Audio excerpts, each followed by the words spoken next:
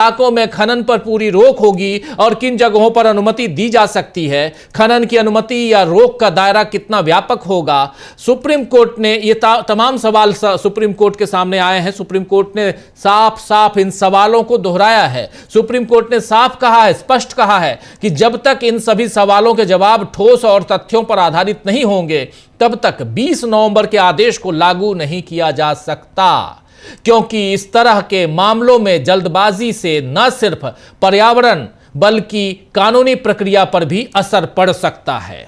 Supreme अदालत ने जिस तरह अपने ही पुराने फैसले पर रोक लगाई है दोस्तों, उससे लगता है कि इसके पीछे कांग्रेस की मुहिम का असर है। जयराम रमेश कांग्रेस के सांसद हैं, नेता हैं। उन्होंने इस फैसले का स्वागत करते हुए क्या कुछ लिखा है सोशल मीडिया पे, आइए आपके सामने रखता हूं। यहां जयराम रमेश कह रहे हैं कि भारतीय राष्ट्रीय कांग्रेस यानी कांग्रेस पार्टी आईएनसी मोदी सरकार द्वारा अरावली की परिभाषा बदलने के प्रयासों पर सुप्रीम कोर्ट द्वारा दिए गए निर्देशों का स्वागत करती है।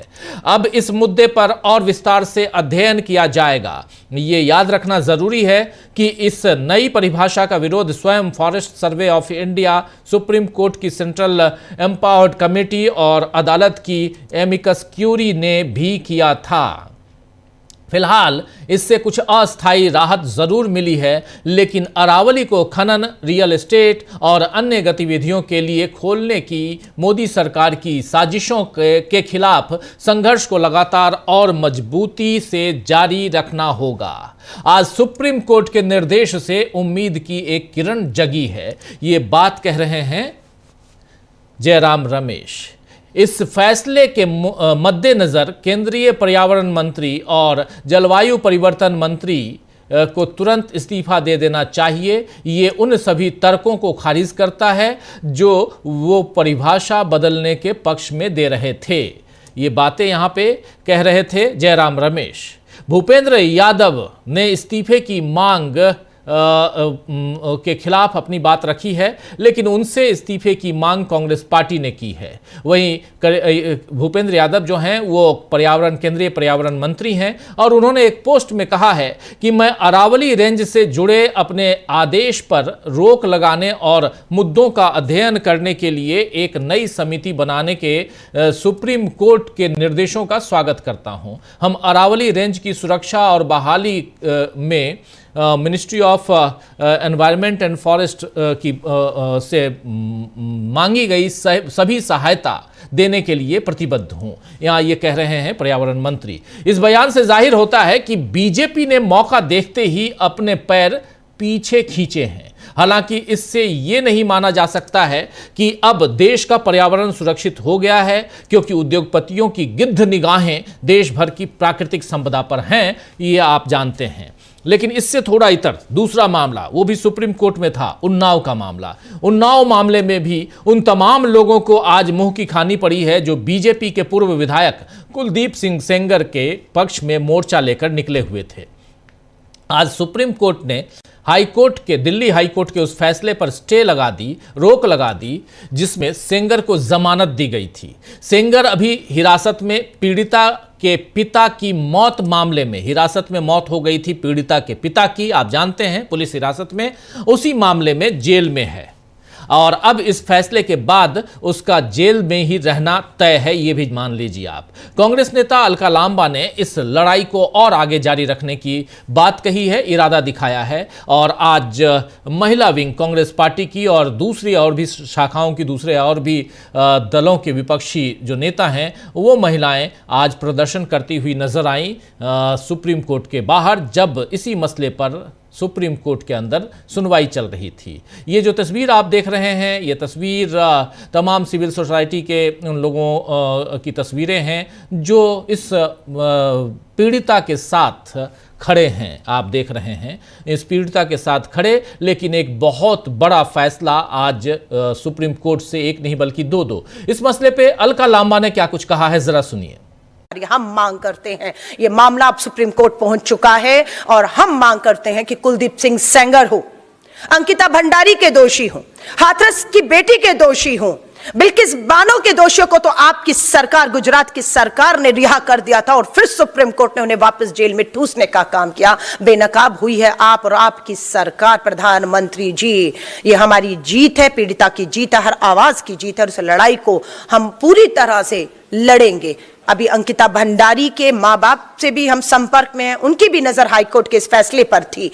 उन्नाव की पीड़िता के परिवार की नजर थी। दिल्ली कैंटोनमेंट बोर्ड में 8 साल की दलित नाबालिग बेटी की बलात्कार की हत्या किया, तो उसके परिवार की नजर थी और सबकी नजरें थी। और आज मैं फिर कहूंगी, न्याय की जीत हुई, लेकिन न्याय का हक मिलने तक ये लड़ाई जारी रहेगी। तो आज जो कुछ हुआ, सुप्रीम कोर्ट से जो कुछ राहत मिली है वो न्याय की जीत है, और राहत मिलने तक ही नहीं बल्कि इसके बाद इस लड़ाई को आगे हम जारी रखेंगे। तो 2 मामलों में तो आज बीजेपी के लिए निराशा हाथ लगी है, यानी बीजेपी के लिए निराश होने वाली खबर इन दोनों मामलों में आई है। और राहुल गांधी जिस न्याय की बात करते हैं वो काफी हद तक मिलता दिख रहा है, लेकिन फिर भी अन्याय के ढेरों मामले देश में लगातार हो रहे हैं। दोस्तों, ये साल बीत रहा है, आज 29 तारीख है। अब 2 दिन बाद यह साल आखिरी होगा, यानी कल 30, परसों 31, इसके बाद 1 जनवरी और साथ साथ नया साल 2026 का आगाज। लेकिन उससे पहले यह साल क्या कुछ देकर जा रहा है यह समझना भी जरूरी है। और इसमें एक और चौंकाने वाली घटना सामने आई, और बहुत ही दुखदाई घटना है जिसका जिक्र मैं करने जा रहा हूं। देहरादून में त्रिपुरा से आए, नॉर्थ ईस्ट त्रिपुरा, आप जानते हैं त्रिपुरा से आए एक छात्र एंजेल चकमा को जिस तरह नस्लीय नफरत भरी हिंसा में मार दिया गया, उस पर राहुल गांधी ने पहले देखिए क्या कुछ लिखा है। और ये एंजेल चकमा कौन है और क्या कुछ हुआ, इस पे भी हम चर्चा करेंगे, बताएंगे आपको। लेकिन हो सकता है आप हमारे तमाम सुधीजन, आप साथी हमारे जान रहे होंगे, समझ रहे होंगे, इस खबर तक अब तक पहुंच चुके होंगे आप कि एंजेल चकमा के साथ कैसे उसे 9 तारीख को मारा गया और उसके बाद 17 दिन बाद उसने देहरादून के हॉस्पिटल में दम तोड़ दिया। लेकिन राहुल गांधी इस मसले पे क्या कह रहे हैं पहले देखिए। राहुल गांधी कह रहे हैं कि देहरादून में एंजेल चकमा और उनके भाई माइकल के साथ जो हुआ वो एक भयावह घृणा अपराध है। नफरत रातों रात पैदा नहीं होती, वर्षों से इसे रोजाना भरा जा रहा है। खासकर हमारे युवाओं को जहरीली सामग्री और गैर जिम्मेदार बयानों के माध्यम से बढ़ावा दिया जा रहा है, और सत्ताधारी भाजपा के नफरत फैलाने वाले नेतृत्व द्वारा इसे सामान्य बना दिया गया है। भारत सम्मान और एकता पर बना है, न कि भय और दुर्व्यवहार पर। हम प्रेम और विविधता का देश हैं। हमें एक ऐसा मृत समाज नहीं बनना चाहिए जो साथी भारतीयों को निशाना बनाए जाने पर आंखें मूंद ले। हमें आत्मचिंतन करना चाहिए और यह समझना चाहिए कि हम अपने देश को किस ओर जाने दे रहे हैं। मेरी संवेदनाएं चकमा परिवार और त्रिपुरा तथा उत्तर पूर्वी भारत के लोगों के साथ हैं। हमें आपको अपना भारतीय भाई बहन कहने पर गर्व है। और उसके बाद लिखते हैं #जस्टिस फॉर एंजेल चकमा। ये बात यहां राहुल गांधी लिख रहे हैं। आपको बता दूं दोस्तों कि आज गौरव गोगोई ने भी इस पर एक प्रेस कॉन्फ्रेंस की और कहा है कि नॉर्थ ईस्ट के लोग शिक्षा के लिए देश के अलग अलग कोने में जाते हैं, और एंजेल चकमा भी पढ़ाई के लिए उत्तराखंड गया था। देहरादून में वो MBA की पढ़ाई कर रहा था। एंजेल चकमा को शिक्षा तो मिली, लेकिन जान भी गंवानी पड़ी। आपको ये भी बता दो, सरकार की तरफ से ऐसे भी कुछ कदम लिए जा सकते हैं। I am an Indian, I am not Chinese. शायद एंजेल चकमा वहां से निकल सकता था। चुपचाप वो अपमानजनक अभद्र शब्द सुनकर वो अपने दर्द को निगलकर वहां से निकल सकता था, और शायद अगर वो करता तो आज भी जीवित होता। लेकिन उस दिन तो सुन रहे थे आप यहां, I am an Indian not Chinese. आपको याद होगा दोस्तों, शाहरुख खान की फिल्म थी जिसमें उन्होंने कहा था माय नेम इज खान। उसका डायलॉग था, और my name is Khan and I am not a terrorist. याद होगा आपको। शाहरुख खान अमेरिका में भेदभाव का वो प्रसंग था उस वक्त उस फिल्म में, और उस पर उन्होंने कहा था हुआ वो घटना भी निंदनीय है इन सब के बीच। और अभी ये सप्ताह बीता नहीं है, 25 दिसंबर क्रिसमस, और हमने देख लिया क्रिसमस के दिन नरेंद्र मोदी सुबह सुबह चर्च जाते हैं और बाहर क्या कुछ हो रहा था पूरे देश में, खासकर बीजेपी शासित राज्यों में। रोज रोज कई बार होता है कि चर्चा में वही बातें आती हैं, और इसलिए आती हैं क्योंकि रोज रोज प्रकरण जो हैं वो भले बदल रहे हों, लेकिन मामला वही है नफरत का, और वो उसकी पराकाष्ठा हम देख रहे हैं। हमने देख लिया एंजल चकमा को, जान गंवा दी, लेकिन दूसरी तरफ सुप्रीम कोर्ट में जो कुछ आज हुआ है, चाहे वो अरावली का मामला हो, चाहे वो सेंगर का मामला हो, यहीं से शुरुआत करते हैं। प्रशांत जी, देखिए, जो नफरत की राजनीति है वो सिर्फ बीजेपी शासित प्रदेशों में ही क्यों आ रही है? नफरत की हिंसा, ये हेट क्राइम जिसकी चर्चा आप कर रहे थे, उस पर मैं चर्चा करूंगा, लेकिन पहले सुप्रीम कोर्ट में जो आज हुआ है अरावली के मामले पे और कुलदीप सिंह सेंगर के मामले, दोनों मामले पे सुप्रीम कोर्ट ने स्टे लगा दिया। कुलदीप सिंह सेंगर को जो राहत मिली हाई कोर्ट से, और उस पे जो है स्टे हो गया। उससे एक बात साबित होती है राजीव जी कि अगर जोर से बोला जाए तो सुप्रीम कोर्ट भी सुनता है, और इन दोनों मामलों पे जनता की आवाज, विपक्ष की आवाज काफी जोर से बोली गई। अगर जोर से ना बोला जाए तो सुप्रीम कोर्ट वही करता है सुप्रीम कोर्ट ने अरावली के मामले में किया। पहले कि सरकार के बात को, 100 मीटर की बात को मान लिया कि 100 मीटर से नीचे जो अरावली की पहाड़ियां, वो पहाड़ियां नहीं है। 12,000 से ऊपर पहाड़ियों में केवल 1,000 के करीब पहाड़ियां जो 100 से ऊपर, 100 मीटर से ऊपर है, और बात 100 मीटर की नहीं है। तारीख पे तारीख हो रही है, तमाम तरीके का एक सेमिनार नुमा जो है माहौल सुप्रीम कोर्ट की सुनवाई में मिलता है, जिसका आप लाइव करते हैं जब भी सुनवाई होती है। हम लोग कम से कम 7-8 बार तो अभिषेक मनु सिंघवी जी से इस बारे में चर्चा भी कर चुके हैं अपने पॉडकास्ट में। तो सुप्रीम कोर्ट ने उसको चलने दिया। उस पर भी अभी जब एक मीडिया हाउस ने बीजेपी के शासित प्रदेशों में ही हुए, तो क्या ये नफरत की हिंसा या जो हेट क्राइम है, इसका कोई सेंट्रल कंट्रोल कमांड सिस्टम है जो पुलिस को प्रभावित करता है? मीडिया, उन्होंने गोदी मीडिया लगा रखा जो दिन रात नफरत करता है, नफरत फैलाता है। ये इसका एक परिणाम है, जिस तरह राहुल गांधी इशारा कर रहे हैं कि नफरत की पॉलिटिक्स का कहीं कोई अंत नहीं। आप देखिए कि महिला को मारा, मुसलमानों को मारा, ईसाइयों को मारा, नॉर्थ ईस्ट के युवा को मारा। तो कहाँ रुकेगी नफरत की हिंसा? आज भी हम देखते हैं कि दलितों के ऊपर हमले होते हैं, आदिवासियों पे हमले होते हैं, और ये सारे हमले 90% से भी ज्यादा हमले आज जो देहरादून में इस तरह घटनाएं नहीं होती थी। देहरादून के बारे में माना जाता है कि बहुत ही शांतिप्रिय राज्य है उत्तराखंड। जब उत्तर प्रदेश का हिस्सा हुआ का था तब भी इसको माना जाता है कि बहुत ही शांतिपूर्ण इलाका है। तमाम तरह के लोग वहाँ रहते हैं, आते हैं, जाते हैं, पर्यटकों की बड़ी संख्या आती जाती रहती है, लेकिन वहाँ भी इस तरह घटनाएं कभी नहीं होती थी।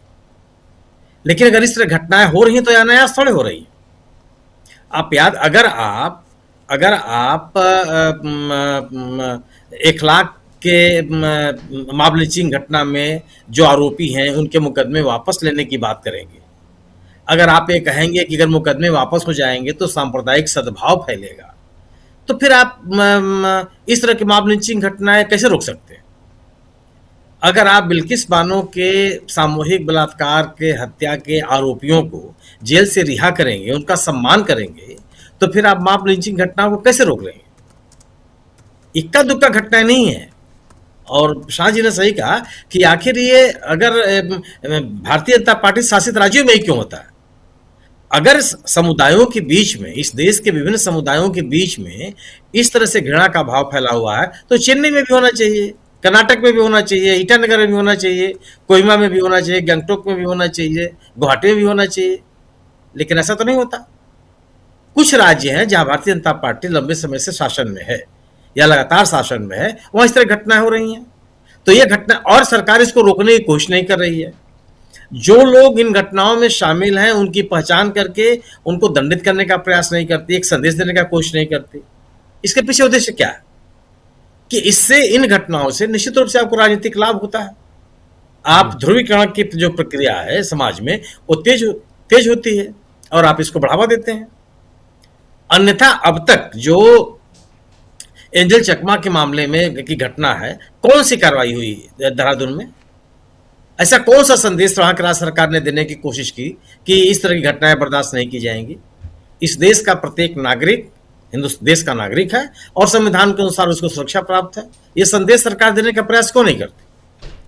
अगर जब आप घुसपैठिए की बात करते हैं बिना किसी आधार के, तो क्या बताना चाहते हैं आप ये देना चाहते हैं ना कि समाज में, इस देश में दो तरह के लोग हैं। एक ऐसे लोग हैं जो यहाँ के नागरिक नहीं है और जबरदस्ती घुसपैठ किए हैं और आप उनकी पहचान भी नहीं करना चाहते। इस देश का कोई नागरिक किसी घुसपैठियों को स्वीकार करने के लिए तैयार नहीं है। कोई हम और आप अपने घर में किसी घुसपैठियों को स्वीकार करने के लिए तैयार नहीं है, समाज में कैसे कर लेंगे? समाज कभी स्वीकार नहीं करता, विजातीय तत्वों को कभी स्वीकार नहीं करता हो। लेकिन आप उनकी पहचान तो कीजिए। समाज तो नहीं कर रहा है किसी को। समाज के किसी हिस्से से क्या इस तरह की मांग कहीं उठी कि मेरे मोहल्ले में, मेरे गांव में, मेरे घर में, मेरे शहर में, मेरे जिले में इतनी बड़ी संख्या में या 2-4 लोग घुसपैठी आ गए? और यह दायित्व, यह जिम्मेदारी कुछ लोग अपने हाथ में कैसे ले सकते हैं? अगर जम्मू कश्मीर का, अगर श्रीनगर का कोई युवा लखनऊ के शहर में वह ड्राई फ्रूट्स बेच रहा है, तो उनके ऊपर हमला करने वाले ये कौन लोग होते हैं? यह कानून हाथ में लेने की जिम्मेदारी किसने कब किसको सौंप दी? इसके तो तंत्र बना हुआ है। अगर कोई ऐसा व्यक्ति है, ऐसा समूह है, ऐसे लोग हैं जो बाकायदे नियोजित तरीके से इस तरह की गतिविधियों में शामिल हैं, तो उनकी पहचान जो संस्थाएं वो करें, उनके खिलाफ कार्रवाई करें।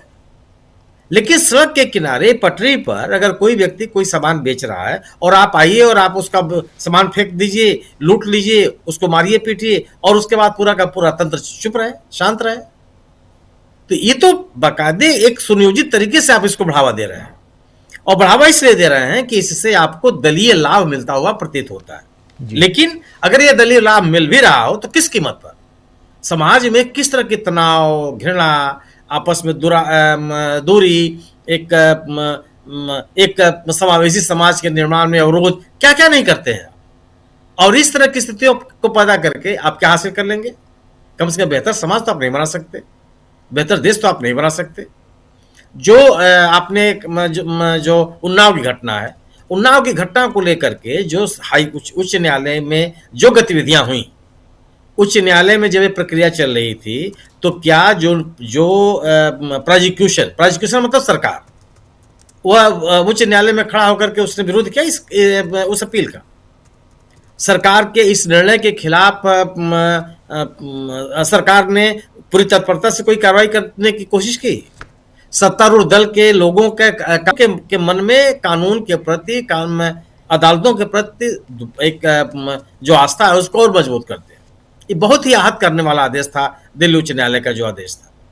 किन स्थितियों में हुआ, ये कानूनी बहस हो सकती है, इसका कानूनी प्रतिकार भी होना चाहिए था। कानूनी प्रतिकार लोगों ने किया और कानूनी रूप से सर्वोच्च न्यायालय से इससे राहत भी मिली। आप या दिल्ली उच्च न्यायालय का आदेश कितना गंभीर था, इसका अंदाजा आप लगाइए कि जो यह आदेश है वह अवकाशकालीन अदालत का आदेश है। सर्वोच्च न्यायालय में छुट्टी है, अवकाशकालीन अदालत ने इसका आदेश दिया, और उसके लिए कितनी गंभीर बात थी। अरावली का मामला माननीय सर्वोच्च न्यायालय ने स्वतः संज्ञान लिया कि यह महत्वपूर्ण विषय है और कहा कि नहीं, ये हम सुनेंगे और विशेषज्ञ कमेटी बनाएंगे। तो वह कोई भी व्यक्ति, वह कोई भी संस्था जिसका सरोकार समाज के साथ है, वह इन घटनाओं से विचलित हुए बगैर नहीं रह सकते। और आप वो परिणाम आया। जिस तरीके से कांग्रेस ने इस मुद्दे को उठाया है, खासतौर से देहरादून वाले मसले को, या उसी गंभीरता के साथ इसको उठाया जाना चाहिए। यह अगर इस तरह की घटनाएं बढ़ने लगी, अगर आप सोचिए कि उत्तर पूर्व के राज्यों में उत्तर भारत के लोगों के खिलाफ हमले होने लगे, वहां तो बहुमत में है उत्तर पूर्व का व्यक्ति। जो एंजल चकमा है, उस समुदाय के लोग तो त्रिपुरा में, अगरतला में बहुमत में है। वहां अगर उत्तर भारत के लोग हैं, उनके ऊपर वहां हमला होने लगे, कहां ले जाएंगे आप? अगर ईटानगर में जो लोग उत्तर भारत के लोग रह रहे हैं, उनके ऊपर वहां के जो आदिवासी हैं वो हमला करने लगे, क्या परिदृश्य पैदा होगा? कोहिमा, शिलांग और गुवाहाटी में अगर उत्तर भारत के लोगों के ऊपर हमले होने लगे, कहां ले जाएंगे आप समाज को? कौन सा समाज आप बना लेंगे? 75 साल के देश की आजादी के बाद जिस तरीके के समाज की कल्पना की गई और जिस तरफ हम बढ़ते चले जा रहे थे, उसको कहां खड़ा कर दिया आपने? ऐसी किसी भी एक घटना को बर्दाश्त नहीं किया जाना चाहिए। ऐसी घटनाओं में शामिल कोई भी व्यक्ति हो, कितना ही ताकतवर क्यों ना हो, किसी समूह से आता हो, उसके खिलाफ कार्रवाई होनी। ये किसी भी व्यक्ति को, किसी समूह को, किसी भी गैर सरकारी संस्था को इस बात का अधिकार नहीं दिया जा सकता कि वह कानून अपने हाथ में ले।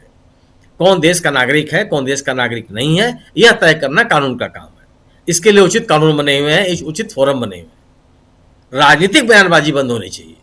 अगर आप इस तरह के राजनीतिक बयानबाजी करते रहेंगे तो यकीन मानिए इस घटनाओं को आप रोक नहीं पाएंगे।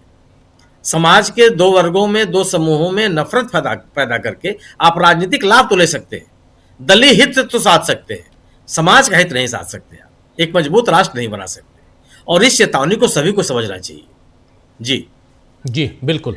पंकज जी, कैसे देखा जाए ये तमाम मामले हैं? इन मामलों की गहराई से अगर पड़ताल कीजिए तो कहीं ना कहीं ये दिखता है कि पिछले 10-12 साल में किस ढंग से सत्ता पक्ष ने इस देश को, और जो राहुल गांधी कहते हैं कि कैरोसिन छिड़का हुआ है, और वो क्या आपको दिखाई दे रहा है? ये तमाम मसले जिसको विपक्ष और खासकर राहुल गांधी उठाते आए हैं, और उसमें सेंगर का मामला हो, चाहे अरावली का मामला हो, चाहे SIR का मामला हो, अगर इसी साल 2025 जाते जाते इसी की अगर समीक्षा करें तो बहुत सारे ऐसे मामले आते हैं। इसमें एक और बहुत गंभीर मामला आया जिसमें हमने देखा कि आखिर परिणति हमने देखी सिंदूर, ऑपरेशन सिंदूर, लेकिन ऑपरेशन सिंदूर को भी अंजाम देने की जगह अमेरिका से उसका पैगाम आता है। तो इसलिए ओवरऑल अगर इसको आप इसकी समीक्षा करें तो कैसे करेंगे? मैं पहले थोड़ा सा 2 मिनट सुप्रीम कोर्ट के आज के 2 आदेश के बारे में चर्चा करूंगा, और उसके बाद में फिर देश के नफरत के माहौल के बारे में ऐसी बातें बताऊंगा जो शायद हमारे दर्शकों बहुत कम जानते होंगे। हम लोग बहुत भोले हैं। हम लोगों को अचानक सुप्रीम कोर्ट पे बहुत प्यार आ गया। मेरा एक शेर था बहुत पुराना, हमने तो मंदिर समझ के माथा झुकाया था, क्या पता था भेड़िए की मांग होगी सतपथ। सन 87 में एक अखबार निकालता था, उसकी हेडिंग लगाई थी मैंने, और डिस्ट्रिक्ट जज के खिलाफ एक न्यूज लिखी थी, तो उसमें कंटेम्प्ट का कोर्ट केस हो गया था, फिर जबलपुर हाईकोर्ट से उसमें रिहा होके आए थे। तो वो जो हेडिंग थी वो आज मुझे याद आ रही। असल में क्या है, सुप्रीम कोर्ट बहुत शातिर है। जब उसको लगता है कि हमारी सरकार, सुप्रीम कोर्ट आम आदमी के लिए नहीं बैठी है, वो सरकार को बचाने के लिए बैठी है, जब उसको लगा कि हमारी सरकार पर कुछ संकट आ रहा है तो उसने अपनी छतरी आगे कर दी। यही सीबीआई जो आज ज्ञान दे रही है सुप्रीम कोर्ट में, इसी सीबीआई ने अभी 10 दिन पहले हाई कोर्ट में क्यों नहीं बोला? देखिए, कुलदीप सेंगर के मामले में बहुत स्पष्ट है उसमें किस चीज पर डिसीजन हुआ, ये आप लोग शायद जानते हो या मैं बता देता हूं। कुलदीप सेंगर के मामले में उन्होंने बोला कि जो पॉक्सो एक्ट की धारा 7 है उसके अंदर यदि नाबालिग से बलात्कार करने वाला कोई पब्लिक सर्वेंट है तो वो ये मामला हीनियस क्राइम हो जाता है और इसके अंदर 20 साल और उससे अधिक की सजा हो सकती है। हाई कोर्ट में बड़ा प्यार से बताया गया कि जो एमएलए है वो भ्रष्टाचार के मामले में तो लोक सेवक है, लेकिन यदि पॉक्सो के मामले में, नाबालिग से बलात्कार के मामले में वो लोक सेवक नहीं है। ये जो व्याख्या की गई, और इस पे हाईकोर्ट में सीबीआई कुछ नहीं बोली। देखिए, आरएसएस का एक तरीका है, वो बहुत सारी चीजों को हिट एंड ट्राई करता रहता है। वो कोशिश करता है चलो इस पे हम लोगों का रेसिस्टेंस देखें। जब ज्यादा रेसिस्टेंस हो गया, आप बताइए कि जो महिला कुलदीप सेंगर के पक्ष में प्रचार कर रही है, कौन सी त्रेहन है वो तो मोदी का परिवार है, मोदी के साथ में फोटो खिंचवाने की हिम्मत रखती है। तो मैं ये क्यों ना मान लूं कि ये बाकायदा साजिश करके रचा गया कि देखें इसमें लोगों की क्या प्रतिक्रिया होती है। और जब लगा ज्यादा प्रतिक्रिया हो रही है तो फिर सुप्रीम कोर्ट खड़ा हो गया, चलो हम इसको बचा लेते हैं। यही अरावली के मामले में हुआ। अरावली में के मामले में सबसे पहले तो एक अखबार में शहजाद पूनावाला सरी के लोग लेख लिख रहे कि ये तो बड़ा अच्छा डिसीजन है, इससे अरावली बच जाएगी। भूपेंद्र यादव खुद बयान दे रहे हैं कि ये तो बहुत अच्छा डिसीजन है। जब उनको लगा कि उल्टा पड़ रहा है तो उन्होंने बोला ये डिसीजन तो अशोक गहलोत और जयराम रमेश का है। वो बात आज सुप्रीम कोर्ट में साफ हो गई कि ये जो डिसीजन था वो उनका नहीं था। ये मैं बहुत ज्यादा भरोसा नहीं करता हूं सुप्रीम कोर्ट पे, इनको कोई बल्ले बल्ले नहीं है मेरे लिए। उनके लिए बस है कि सरकार को फेस सेविंग, जब जब सरकार फंसती है, जब वो नारे लड़ते हैं, जब जब मोदी डरता है पुलिस को आगे करता है, तो जब जब सरकार फंसती है कोर्ट को आगे करती है, तो ये इससे ज्यादा कुछ बहुत ज्यादा भरोसा मत करना, ये चलता रहेगा।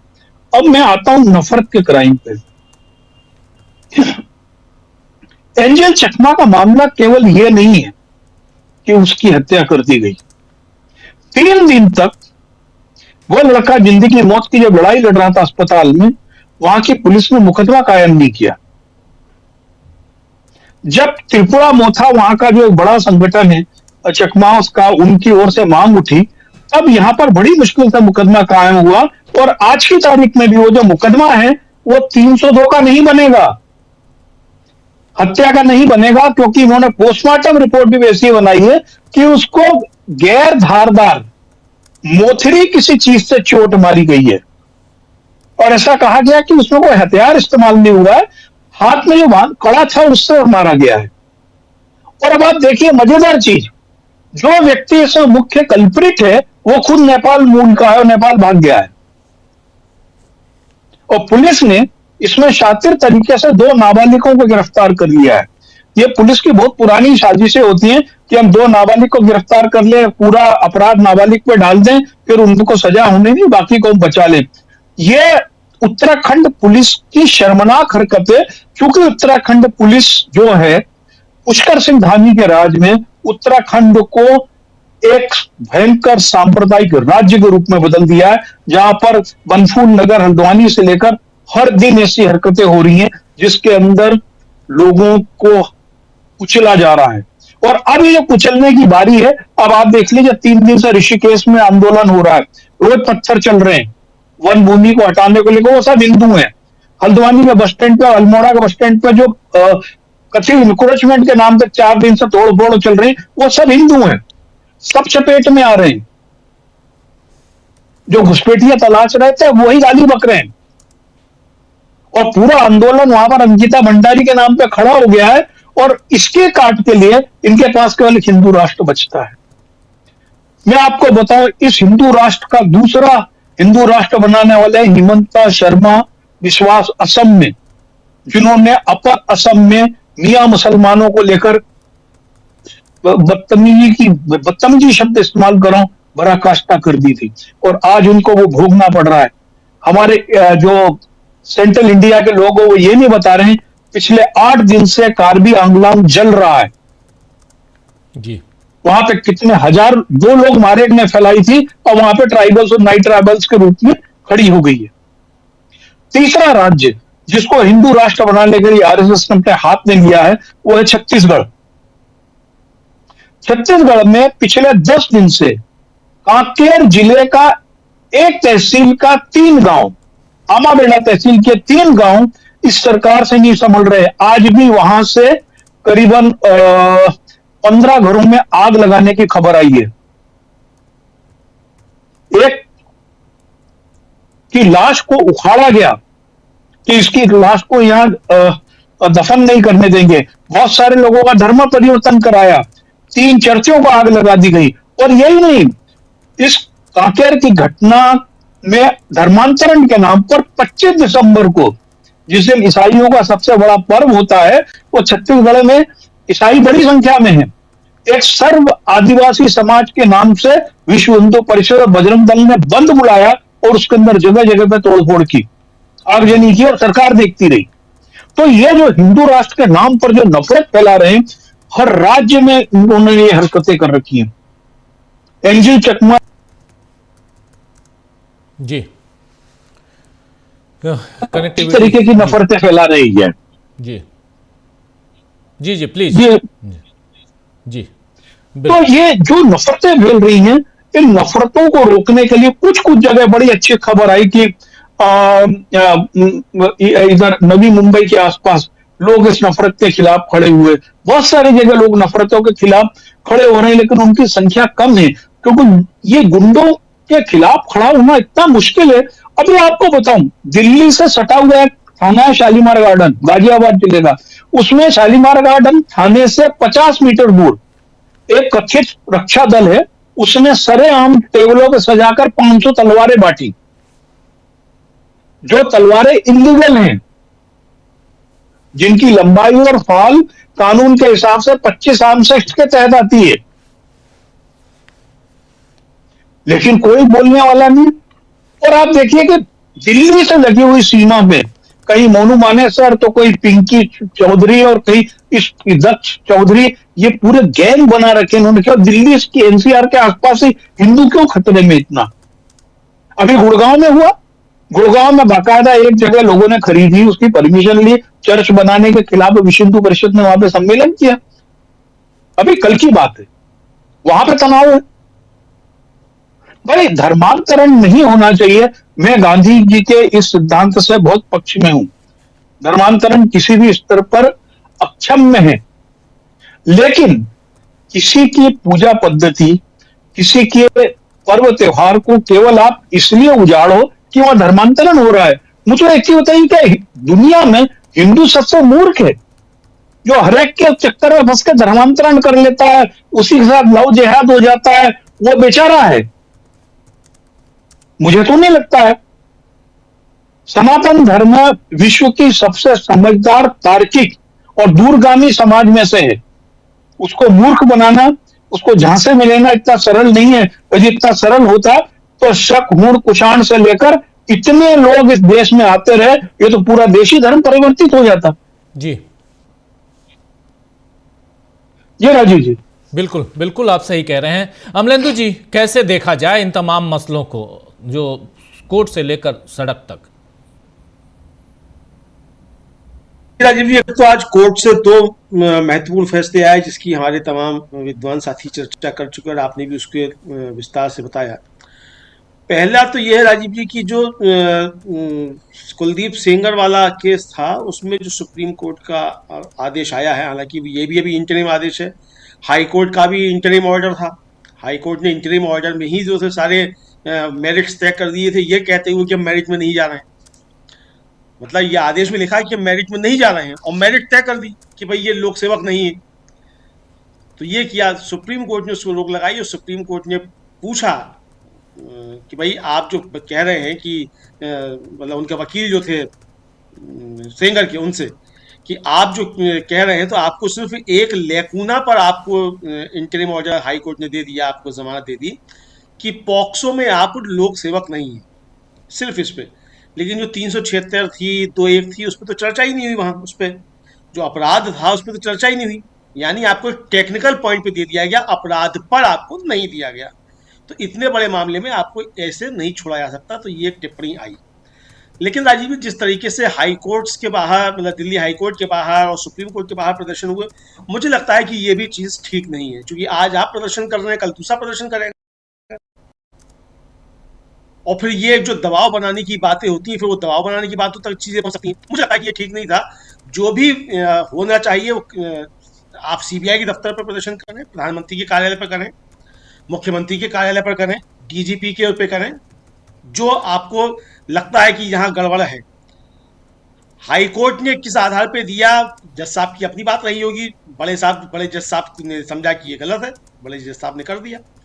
तो लेकिन अगर मतलब जो जन दबाव जिसको कहा जाता है अगर वो होगा फिर तो ठीक है, फिर अयोध्या का फैसला ठीक हुआ, जन दबाव था, चंद्रचूड़ साहब बता ही चुके जन दबाव था, उनको भगवान ने आके सब सपने में बता दिया था।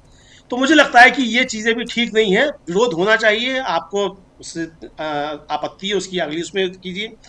महत्वपूर्ण बात यह है जो पंकज जी ने भी कहा कि भाई जो सीबीआई जो आज ये तर्क दे रही है, ये तर्क सीबीआई ने हाई कोर्ट में क्यों नहीं दिए?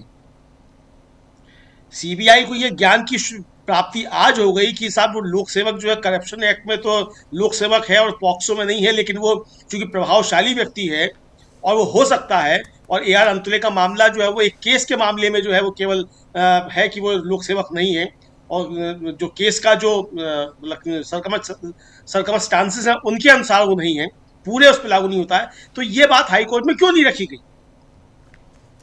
इसका मतलब राजीव जी साफ सी बात यह है कि सरकार जो थी वो चाहती थी, सीबीआई मतलब क्या है, सीबीआई मतलब सरकार चाहती थी कि सेंगर साहब रिहा हो जाए, सीधी सी बात ये।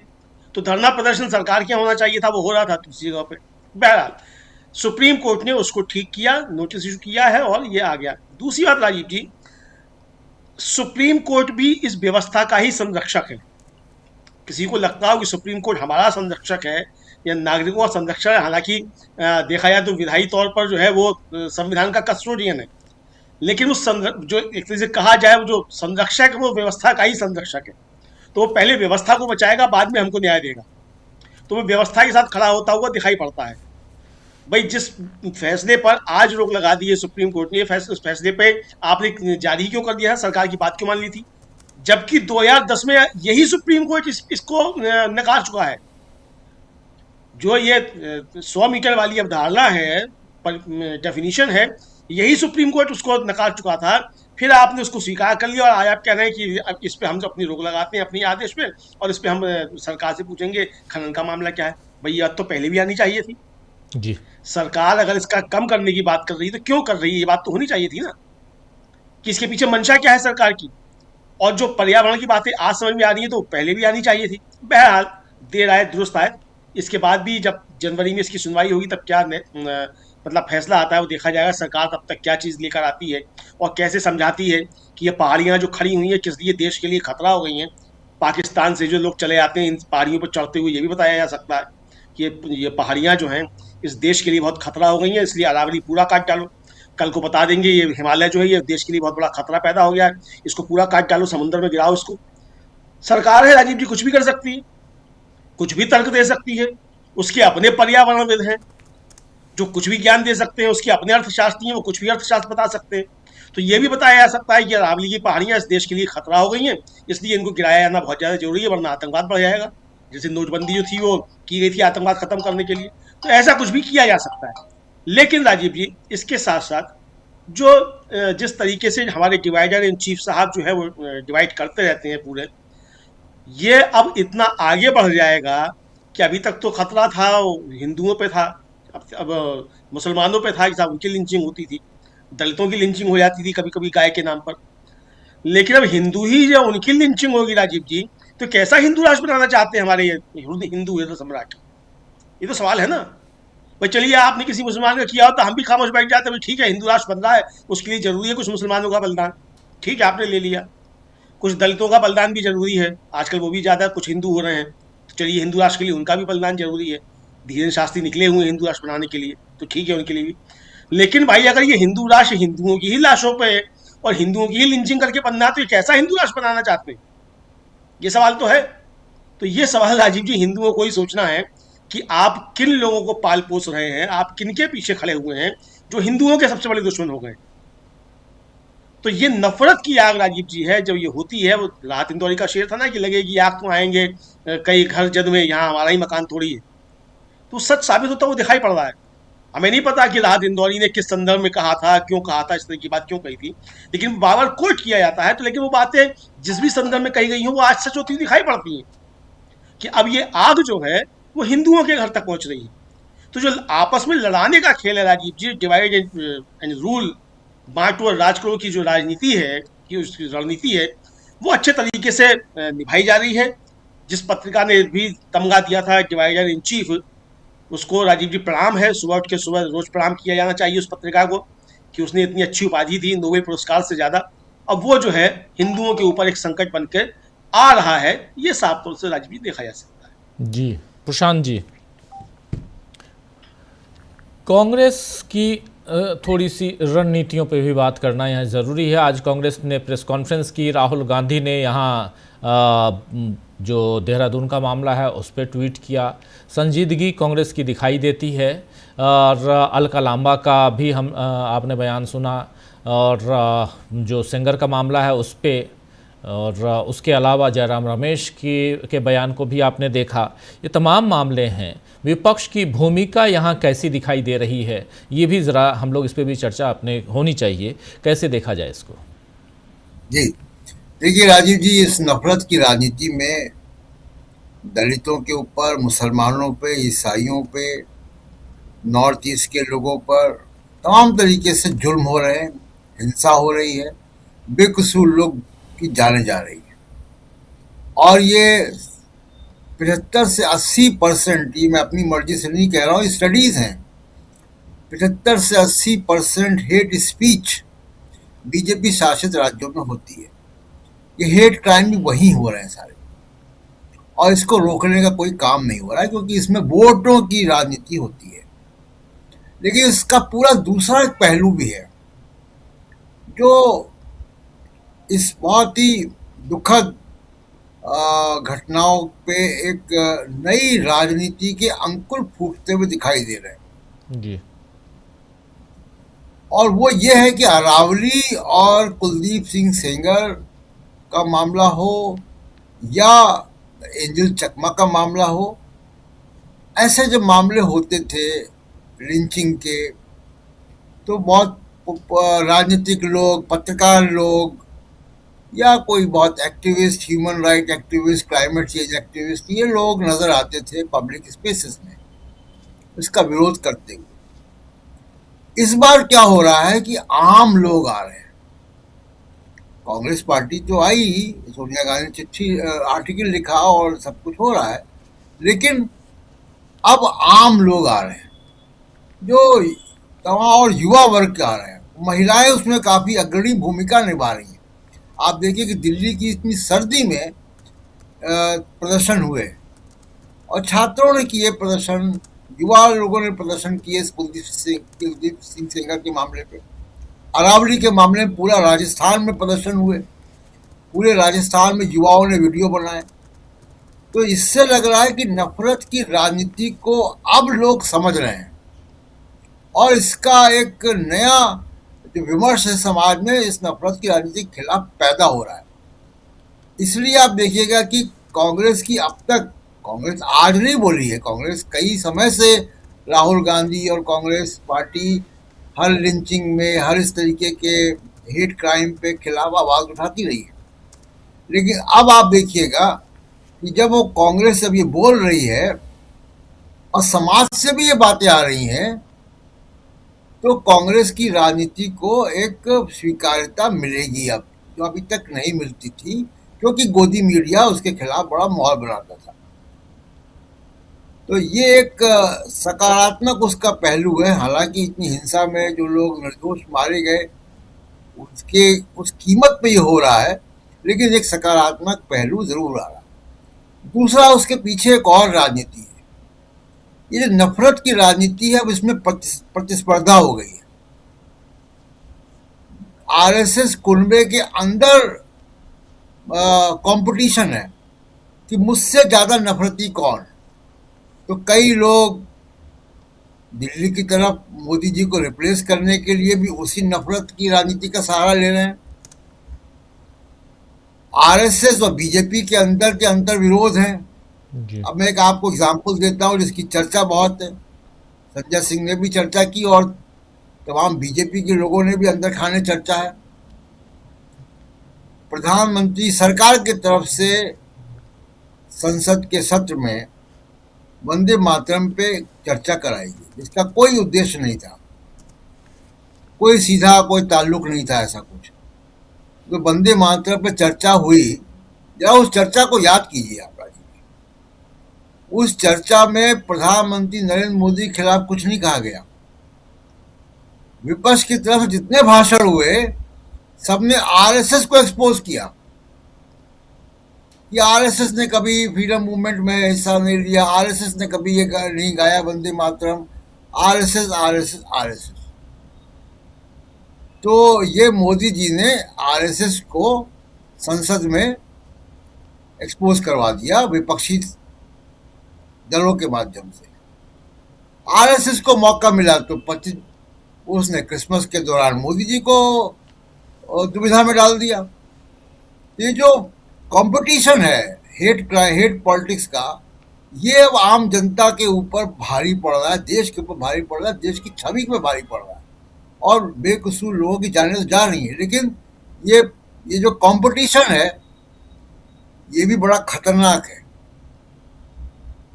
जनता इसको भी स्वीकार नहीं करेगी, लेकिन ये हो रहा है।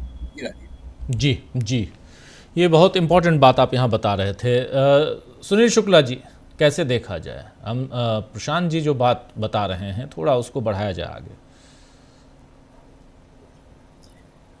इस घटना को कांग्रेस ने जिस संवेदनशीलता के साथ लिया है, भारतीय जनता पार्टी के संगठन और उत्तराखंड की सरकार उतनी ही असंवेदनशील दिखाई पड़ रही है।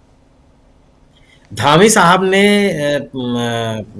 एंजल चकमा के परिवार के लोगों से, संभवतः उनके पिता से बात की और बाकायदे भी उसका वीडियो रिकॉर्डिंग उन्होंने जारी किया। क्या संवेदनाएं, दुख इस तरह से व्यक्त किए जाते हैं? सरकार की कार्रवाई को इस तरह से प्रचारित किया जाता है? क्या बताना चाहते हैं आप?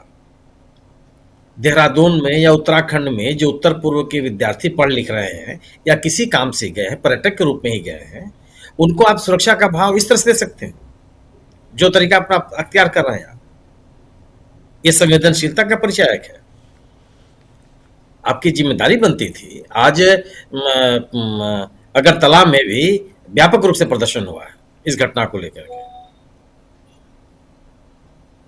क्या है? आप ये चेतावनियां नहीं है, आप इसको यूं इनकार कर देंगे? कांग्रेस ने कुलदीप सिंह सेंगर के घटनाक्रम में जो पीड़िता है उससे मिलने का साहस किया। इस बात की चिंता नहीं की कि हमको वोट मिलेगा नहीं मिलेगा, सामाजिक समीकरण हमारे पक्ष में होंगे नहीं होंगे, कौन नाराज हो जाएगा कौन खुश हो जाएगा, इसकी चिंता राहुल गांधी ने नहीं की, इसकी चिंता सोनिया गांधी ने नहीं की। वो मिले और उन्होंने बाकायदे ट्वीट करके बताया कि वो पीड़िता के साथ खड़े हैं और हर तरह की कानूनी सहायता उपलब्ध कराने के लिए तैयार है। या जिस तरीके की चुप्पी साधे हुए है भारतीय जनता पार्टी या अन्य राजनीतिक दल, वो भी चुप रह सकते थे, लेकिन उन्होंने साहस दिखाया और देश के लोगों को यह संदेश देने की कोशिश की कि इस तरह की घटनाओं में पीड़ित लोगों के साथ वो खड़े हैं और किसी भी स्तर पर, किसी भी फोरम पर ऐसी घटनाओं का विरोध करते नजर आएंगे। यह काम तो सत्तारूढ़ दल नहीं कर रहा है, यह जिम्मेदारी सत्तारूढ़ दल की भी थी। सत्तारूढ़ दल भी काम कर सकता था, संदेश लोगों को दे सकता था कि नहीं, कानून का इस तरह से मजाक नहीं बनने दिया जाएगा। जो भी पीड़ित है, जो भी सजा याफ्ता है, उसको किसी तरह की माफी नहीं दी जाएगी। लेकिन सरकार किस मुंह से इसके साथ खड़ी हो? जो बाकायदे अदालतों से जो दंडित हैं, सजा याफ्ता है, उनको तो सरकारों ने रिहा किया विभिन्न राज्यों में। कोई संकोच नहीं किया, चाहे वो गठबंधन में हो और चाहे वो पूर्ण रूप से स्वयं सत्ता चला रही हो, चाहे उत्तर प्रदेश हो, चाहे बिहार हो, चाहे गुजरात हो, किसी भी राज्य में देख लीजिए जहां पे वो किस तरह से लोगों को माफी दे रहे हैं, सरकारें माफी दे रही हैं। इसमें तो सेंगर वाले मामले में बार बार ये कहा जा रहा है, हालांकि वो भी तर्क बेमानी है कि अदालती आदेश है। अदालत में व्यक्ति खड़ा होकर विरोध करता है, अदालत दोनों पक्षों की बात सुन करके निर्णय लेती है। अगर एक पक्षी फैसले होते हैं तब भी जो दूसरा पक्ष होता है अदालत में उपस्थित होकर कहता है कि मुझे बिना सुने एक पक्षीय फैसला कर लिया गया, इसमें मेरा पक्ष सुना जाना चाहिए था, वो तो नहीं हुआ और आप मौन रहे। पूरा आपने इस घटना को यूं स्वीकार कर लिया, बाद में मजबूरन सीबीआई को जाना पड़ा अदालत में। जी। और सवाल इस बात का है कि जो जिस तरीके से सरकार ने भारतीय सरकार के खिलाफ कांग्रेस ने दोनों मुद्दों को उठाया है और जिस स्तर से उठाया है, यह निश्चित रूप से एक राजनीतिक दल के रूप में कांग्रेस की जिम्मेदारी बनती थी। मेरा अपना मानना यह है कि एंजल चकमा की घटना सामान्य घटना नहीं है, और इसीलिए मैं कहता हूं कि जिस किसी इलाके में जो कोई भी समुदाय बहुसंख्यक है, अगर वो अपने इलाके के अल्पसंख्यक समुदाय के खिलाफ इस तरह का रवैया अख्तियार कर लेगा तो देश जाएगा कहां। अब ये घटना, एक खबर आ रही है कि जापान के कुछ पर्यटक थे, वाराणसी में उनके साथ दुर्व्यवहार किया गया। क्या है ये, कहां ले जाएंगे आप? और जिन लोगों ने उनके साथ दुर्व्यवहार किया, उनकी पहचान हुई नहीं हुई, क्या कार्रवाई हुई, इस पर कोई बात करने के लिए तैयार है? सवाल इस बात का है कि आपको लोगों के मन में सुरक्षा के भाव पैदा करने पड़ेंगे और उन सभी तत्वों के खिलाफ कार्रवाई करनी पड़ेगी जो सामाजिक एक समावेशी समाज बनाने में बाधक है, समावेशी समाज बनने नहीं दे रहे हैं। ये और सरकार की चुप्पी बिल्कुल उसके राजनीतिक लाभ हानि के दृष्टिकोण पर निर्भर है। कांग्रेस जो किया, राहुल गांधी ने जो किया, वो बहुत ही प्रशंसनीय है, होना चाहिए। अब भी क्रिसमस के दिन ही जो गंगा नदी के घाट है, वहां कुछ लोगों ने पहन रखा था ये एंजल, जिसको कहते हैं क्रिसमस के दिन, जो उसका उतरवा रहे हैं, उस पर हंगामा कर रहे हैं, उनकी टोपी उतरवा रहे हैं। और ऐसा नहीं किसी बंद कमरे में घटना हो रही है, सैकड़ों आंखों के सामने घटना हो रही है, कोई कार्रवाई नहीं। और तुर्रा क्या है कि चप्पे चप्पे पे आप सीसीटीवी कैमरे लगाए हुए हैं, करोड़ रुपए खर्च करके आप कंट्रोल रूम बनाए हुए हैं, किस बात के लिए? अभी तक आपने कौन सी कार्रवाई की उन घटनाओं को लेकर? तो ये इस तरह की घटनाएं चिंता पैदा करती है, बहुत ही खौफनाक घटना है। और हाँ, निश्चित मेरा अपना मानना यह है कि एक प्रमुख राजनीतिक विपक्षी राजनीतिक दल होने के नाते कांग्रेस ने जिस तरीके से इस घटनाओं को उठाया है, लोगों के बीच में लेके गई है, पीड़ित पक्ष के साथ वो खड़ी है, निश्चित रूप से बहुत सराहनीय है। और एक जिम्मेदार राजनीतिक दल की भूमिका में ऐसी घटनाओं पे मौन नहीं रहा जा सकता। एक राजनेता के रूप में जो जिम्मेदारी कांग्रेस के नेताओं के ऊपर है, उस जिम्मेदारी का निर्वाह करते हुए दिखाई पड़ रहा है, और ये होना चाहिए। अगर आप ऐसी घटनाओं पे मौन हो जाएंगे तो फिर किस बात की राजनीति, किस बात का राजनीतिक दल और किस बात की एक बड़ी पार्टी का नेता होने का मतलब, कोई मतलब नहीं है। मैंने आप अभी मैं ट्विटर पर मैंने देखा कि धामी साहब बात कर रहे हैं, उसका बाकायदे वीडियो है सोशल मीडिया पर। होता है क्या? आपकी संवेदनाएं इतने सार्वजनिक करने की आवश्यकता होती है? हो रहा? ये बड़ा सवाल है, और निश्चित रूप से इस तरह की घटनाएं समाज में चिंता पैदा करती है। ऐसी घटनाओं को अगर रोका नहीं गया तो कम से कम जिस बात के लिए आज़ादी की लड़ाई लड़ी गई, जिस समाज के बनाने का लक्ष्य हमारे